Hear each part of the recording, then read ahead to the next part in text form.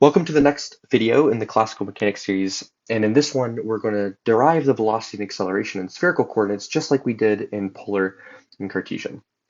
Actually, I misspoke there. We're not really going to be deriving anything.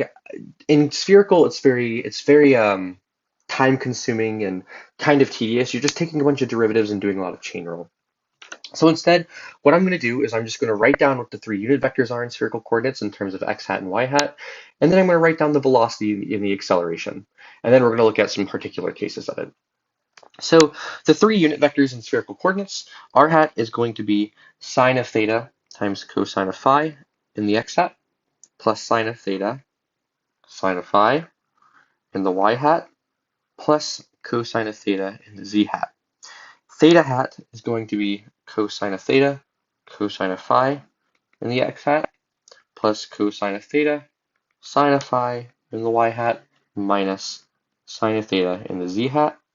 And then phi hat is equal to minus sine of phi in the x hat, plus cosine of phi in the y hat. Now, like I said, I'm not going to sit here and derive these. I will justify the first one with some special angles, and I encourage you to do the same for the last two. So I'm going to draw a sphere here, and I'm going to give it some axes, and there, and there. Let's go ahead and connect them. Right, we have a point P.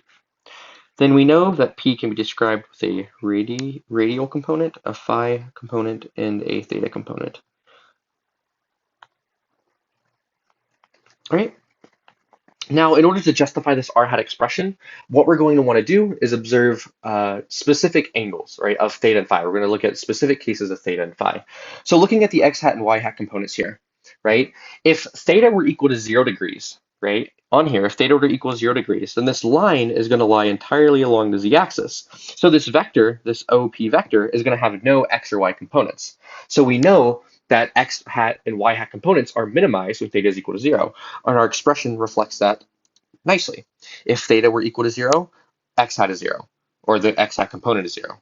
And if sine of 0, or sorry, if theta were 0, then the y hat component does also be 0.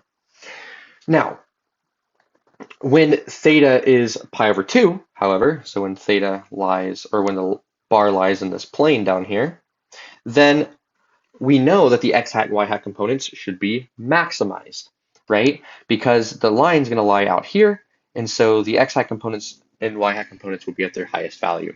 And this is true. Cosine of pi over, or sorry, sine of pi over 2 is 1, and sine of pi over 2 is 1. The cosine of phi and sine of phi are, they don't take on any angular value here, right? For any phi value, it's true. Now, the x hat component should be maximized when phi is equal to 0 degrees, right? Because if phi are equal to 0 degrees, then our r will lie along this x direction. And so we see that that is true. Cosine of phi when phi is equal to 0 is 1, and so x hat is maximized, and of course sine of 0 is 0, so the y hat disappears. And likewise, when phi is pi over 2, then r is going to lie entirely along the y direction, and so we expect there to be no x hat component and y hat to be maximized. That is true here. We see that sine of pi over 2 is 1, cosine of pi over 2 is 0. Now, the z hat component is maximized, of course, for any sort of phi value. It doesn't really matter as long as it's a sphere, so it can be at any phi value, but as long as theta is equal to 0. And so if theta is 0, we expect r to lie along z, and our equation reflects that properly.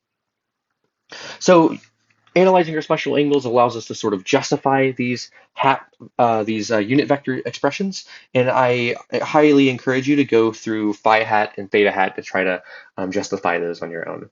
Now, just like with polar coordinates, the next step here would be to start taking time derivatives of these unit vectors, and now end up lending us towards chain rule and taking angular derivatives, theta derivatives, and phi derivatives. I'm skipping that here because I trust that you're familiar with chain rule and with taking derivatives enough to be able to do it on your own. Now, I'm just going to go ahead and write down the velocity. So if our point can be expressed by a vector OP, then the velocity is the derivative of OP with respect to time. And this comes out to be r dot in the r hat plus r theta dot in the theta hat direction plus r sine of theta phi dot in the phi hat direction. All right, and next is the acceleration, which is the derivative of velocity with respect to time.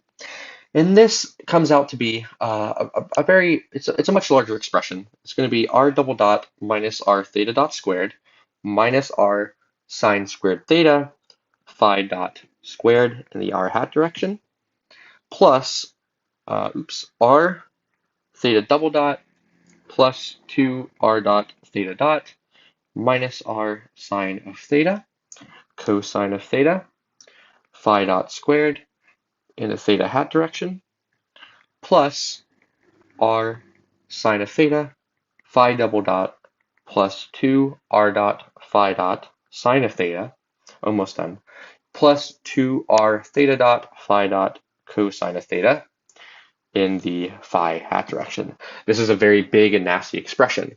But something to point out is that if phi were constant, so we're just along some, honestly, any value of phi at all, we're along any value of phi, and we stay constant, then we know that the only variables that we care about are going to be r and theta at that point. And of course, if phi dot were 0, so phi is constant, then this reduces to, what does this reduce to? It's going to reduce to r double dot minus r theta dot squared in the r hat direction plus r theta double dot plus 2 r dot theta dot in the theta hat direction. And this is the acceleration in polar coordinates. So it does reduce, which is good. We would expect it to. And in the next video, we're going to move into talking about Newton's laws in energy. Thanks.